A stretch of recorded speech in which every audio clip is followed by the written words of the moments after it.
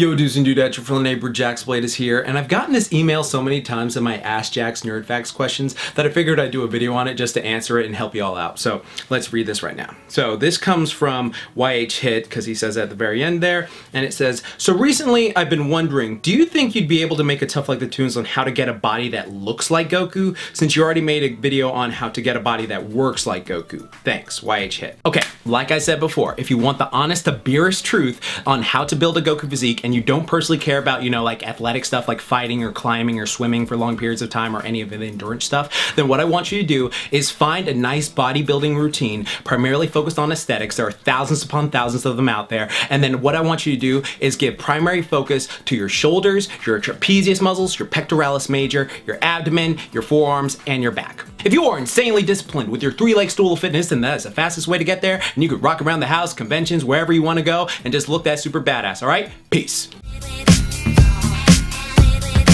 See, I did this specifically for the people who bitch about getting to the point fast enough, so thankfully they're gone by now, but all the people who stayed, you're goats, and let's talk about this in depth. So for people who followed me, you know that I did a Goku Tough Like the Toons a couple months ago, where I did an entire month of just training like Goku for 30 days straight, and it was very tiring, very taxing. I actually had to stop doing it for a little while because I was filming an entire new workout program, which is a follow-along dumbbell program, which is based on how every of the dumbbells you lift, and if you're interested in seeing that, link down below in the description box, but again, I got tons of free stuff on my channel, so there you go. And the purpose of that routine was to show that, like, all right, this is how Goku trains, but would it actually help you develop a body that looks like Goku? Because the thing about Goku is, like, all these characters built like fitness models and bodybuilders and stuff like that, but the way they train doesn't necessarily mean that they would look that specific way. All their way they're training is for like byproducts. So that's how I designed the routine, was like see how effective it would be. And I, honestly, since I just started doing month 2 with the Vegeta one and the weight vest and all that stuff, I'm starting to notice some like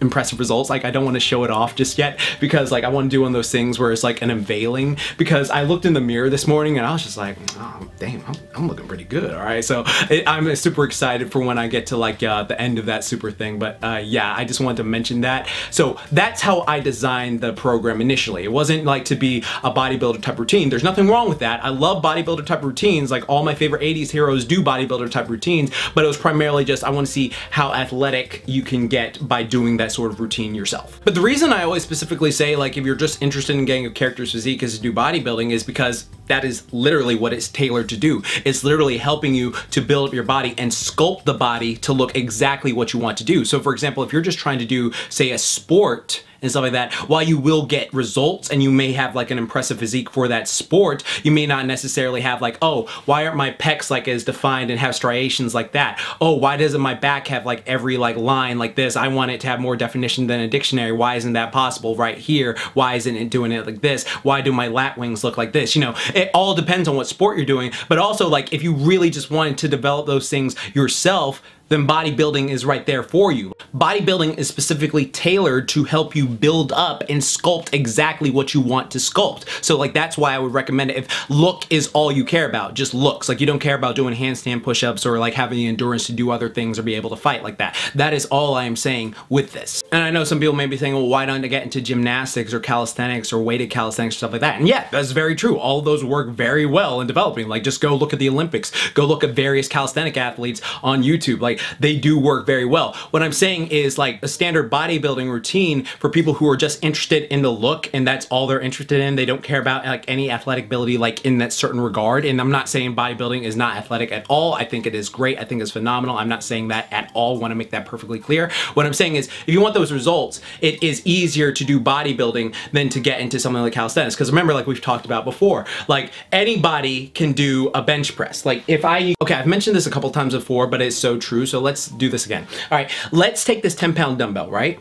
If I was to lie on a bench or the floor or whatever, and I was to press it up and press it back down, that would be a bench press. It doesn't matter how light it is. It could be a broomstick. If I was able to doing this and press it up, it would count as a bench press. That is what it is. Now, not every person can do a push-up. All right, here's the thing. Everyone can do a bench press because the weight can be ridiculously light, and everyone can do that if you're like full abled and you know you have all your parts and you aren't disabled at all. So I want to apologize in advance if I offend anyone for that. So just saying that out there. Every average person can do a bench press because the weight doesn't have to be insanely heavy, and then you can gradually build up to it. Not every person can do a push-up right away. Not every single person can do a push-up right on the get-go. Like if I was like, hey, give me push-up, because I've done this with various clients over the years. Like I've had clients I've had to train to do, you know, go from knee push-ups to standard push-ups. Now they're doing clapping push-ups. Now they're doing all this other insane stuff too, and I'm so proud of them, and I'm so happy to see how far they've come.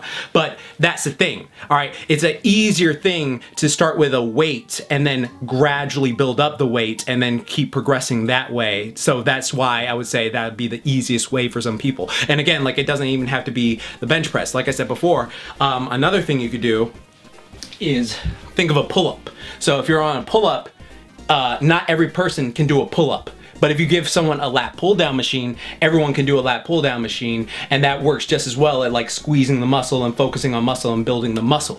That's what I'm saying right now with that. And then the biggest one of all, every single person can do a shoulder press. Again, doesn't have to be weight, it can literally be 2 pounds, it will still count as shoulder press, but not every single person can do a handstand push-up or a pike push-up or anything like that. So that is just, you know, the ease of access for it for someone who wants to get into that sort of thing. So that's why I always mention, like, if that's what your primary goal is just building up the physique aesthetic, then that is the easiest way for you. That doesn't mean you shouldn't not try calisthenics, is that's what I'm about on this channel. Like, I call them anime god makers for a reason. Every anime character uses them, but I'm just telling you right from the get-go, that's why it's easier to build up to, and then you can start incorporating them to get better results yourself. And of course, you should just be blending the weights with your calisthenics too. Like, I don't see why we get so tribal over it, again, like that skit I did. Also, I've just talked about the pros of calisthenics and weighted calisthenics so much, like I've talked about it ad nauseum on this channel, but something I have to mention is if you are only doing calisthenics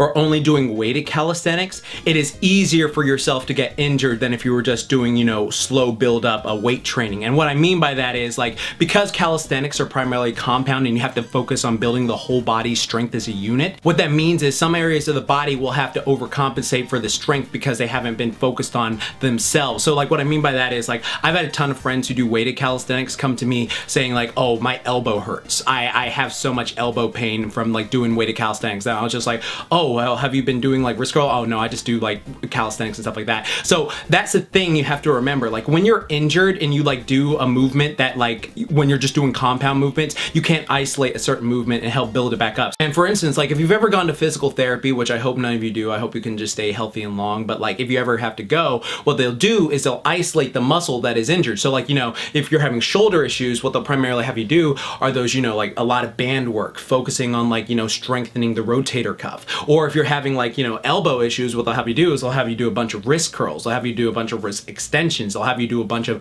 isometric holds and gradually build up with it using external things, focusing primarily on that, which you can't do with calisthenics. And so that's why I always say, like, to do both, it's important to do both as well, because like if you're just doing calisthenics or weighted calisthenics, you may notice this down the line. Now you may never notice this, you may just be like, okay, I've never got injured once doing weighted calisthenics or other calisthenics, but if you start noticing those things for yourself, then start incorporating, you know, like little dumbbell exercises, little warm-up things with bands, stuff like that, that can actually help you out tremendously and help you to keep progressing so you can make that physique as great as possible for yourself. Now, I know certain people don't like to listen to me because, like, you know, I'm not super yoked, I'm not super jacked, and people are like, oh, what the fuck am I listening to this Scott Gale for? I want to listen to this guy, whatever. I completely understand that. I know, I'm not the biggest guy around, I don't try to pretend to be. Like I've said multiple times on this channel, all I am is focusing on being healthy, strong, having longevity, and being able to, you know, be super athletic and conditioned, which I am, and be able to punch like a rocket, which I pretty much can, so that's pretty cool. I'm not trying to brag or anything like that, just a very much accomplishment that I feel proud of for myself. But I just want to say this to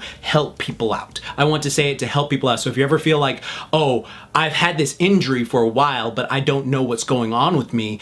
Oh, this is probably what's going on with me. I need to start doing more isolation movements, and then I'll feel better and get better results for myself. Because I know going through this Goku Vegeta training process, I started incorporating those things because I was noticing them also for myself when I'm doing them. And it is a cool little thing just to like see the body change while going through it, because it's like, oh crap, I'm actually waking up feeling like Tobey Maguire in that Spider-Man scene every morning, which I can't wait to show off again. So that is just a cool thing about training like the characters. But again, like if you're just trying to like, you know, specifically look like them, then that is the way to go. That is complete way to go if that's all you care about is just look, aesthetics, and all that jazz. I just want to make that perfectly clear. That is all I'm saying. But here's an even bigger secret. So you know, like Dragon Ball physiques, they aren't realistic when you actually look at them. Even Toriyama said that to Oda. But like, so here's this funny ass interview that Toriyama had with Oda, the creator of One Piece, for those who don't know. And he pretty much was just talking about, like, I'll just read it. All right, so Toriyama says, but Dragon Ball grew to have more and more muscular characters. I actually regret not having studied muscle models back then, but I still haven't gotten around to it. Then Oda says, Toriyama sensei, how your characters bulked up was really stunning. I'm even a reader of Kinnikuman and thought, amazing. Oh, sorry, Kinnikuman, for people who don't know, just think of Ultimate Muscle on Foxbox. That's pretty much is the original sequel. Might do a video on that. Actually, I should do a video on it. Anyways, Toriyama says, I thought too much about how the muscles look stylistically, so if you look at them as real muscles, it isn't accurate. Oda, no, it's perfect, sensei. Even the girls you draw are fairly muscular. I think that's a bit sexy. Toriyama, that's just because I'm just not good at drawing girls. Ha ha ha. Well, we have millions of people who would disagree with you there, Toriyama. But then when you start to think about it, it actually makes a ton of sense because, like, look at these characters. Like, look at the forearms, look at the shoulders, look at the proportions. Just look at the absolute proportions of them. They got absolutely ridiculous, and I love it stylistically. I absolutely love it, but it's just like, oh, if you're trying to mimic that in real life, like, good luck. You're gonna need some other stuff. Like, besides that, you're definitely gonna need some extra help for it. Like, you know, honestly, you know what's funny? You remember 18-year-old Goku? You like 18-year-old Goku when he fought, like, you know, Piccolo Jr. at the 23rd Martial Arts Tournament? Like, that type of physique is actually probably very attainable. Like, I actually talked about this in a whole Goku video if you want to go through how the DBZ physiques change over time because of art style, but you know, I had fun with it. And like, that was probably the most realistic one you could get in this series, like at a certain point, because like later on, like definitely during like mid Frieza saga, everyone is just gassed to the gills with like their shoulders and out of proportions. Like, look at Goku's shoulders here. It's absolutely ridiculous. It's hilarious. But yeah, that's just something to keep in mind. So, you know, maybe 18-year-old Goku will be more attainable and something to go for if you want to. Like, if you want to maintain all the athletic aspects that Goku does, like that would probably be like the best bet. So, that's hilarious. But I hope this video has inspired you and hope you can still train hard. I'm still working very much on this video. Like, again, what the problem is just copyright. We keep getting picked up for copyright. That is the only issue we are facing right now. The entire video is practically like, you know, been finished, but it's just copyright stuff. We're seeing what we can use for that. So yeah, that's been worked on. Again, if you're interested in my follow along programs to actually build a body like your favorite characters, check out the link down below. Try out my Dumbo one or try out my bodyweight one. All of them, you just need a bedroom and you can do it yourself. Or, you know, you can just check out my follow along thing. Also, again, I am sponsored by Just Saying. So if you want awesome anime workout clothes, you can check out that link down below. Just type in the promo code JAXBLADE. It'll help you out a lot. And now for the part of the video that I always love to do. All right, if you made it this far, type in Natty Goku. Natty Goku, and I just want to see, like, you know, what people think about it. Like, what do you think about like Toriyama's muscles, and also like what type of physique do you think looks better? Like, what is your ideal physique for yourself personally? Because I've talked about this numerous times.